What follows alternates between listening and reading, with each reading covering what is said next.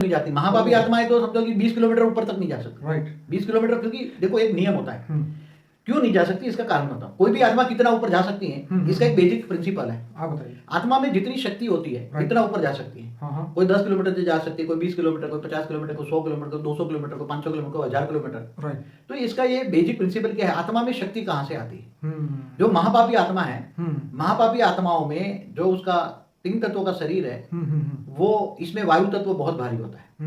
और जिनका वायु तत्व भारी होता है, राइट। तो वायु तत्व उसको धरती की ग्रेविटी में वायु तत्व अट्रैक्ट करता है, इसलिए ऊपर नहीं जा पाएगा। 10 किलोमीटर भी नहीं जा पाएगा, मैं तो कहता 1 किलोमीटर तक नहीं जाएगा। ऐसी महापापी आत्मा है, हाँ, जैसे आपने 1 किलोमीटर भी नहीं जा पाएगा।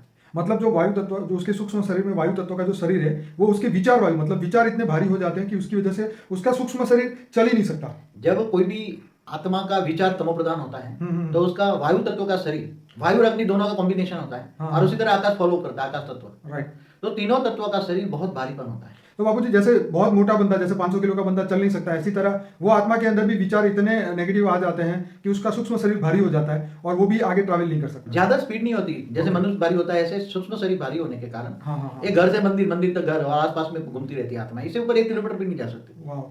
500 मीटर भी नहीं जा सकती, आधा किलोमीटर भी नहीं जा सकती, ऊपर उड़ नहीं सकती, कहने का मतलब। हाँ। तो अंत में उसकी दुर्गति होती है। वैसे तो बाबूजी सूक्ष्म शरीर का तो स्पीड बहुत होती है ना, उसकी तो मन की गति होती है। मतलब वो जो traveling की। सूक्ष्म शरीर जिनका भारी होता है, वो नहीं, वो हाई अच्छी आत्मा होती है, हाँ। जिनकी आत्माओं पर कर्मों का बोझ ओछा हो, कम हो, अच्छी आत्मा है, अच्छे कर्म किए। राइट। तो आत्मा में कर्मों का बोझ कम होता है, पाप कम होता है।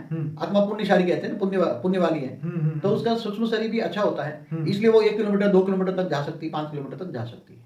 इससे ज्यादा ऊपर जाने के लिए बहुत पुरुषार्थ करना पड़ता है। तो बाबूजी ऊपर नहीं जा सकती, लेकिन क्या जैसे अमेरिका, यहाँ से मरी हुई जो आत्मा है, मृतक आत्मा, वो अमेरिका जा सकती है कि नहीं? बहुत हाई क्वालिटी आत्मा ही ट्रैवल कर सकती है। जमीन के ऊपर भी जमीन के ऊपर भी, ओहो। जमीन के ऊपर भी कई आत्मा, जैसे आपने बताया महापापी आत्मा है, घोर, हाँ। इनको पिशाच कहते हैं, हाँ। भूत पिशाच कहते हैं ना। हाँ। वो ज्यादा ट्रैवल नहीं कर सकते। ओके, प्रेत युग। ज्यादा ट्रैवल करने में भी उसको टाइम लगता है। ओके।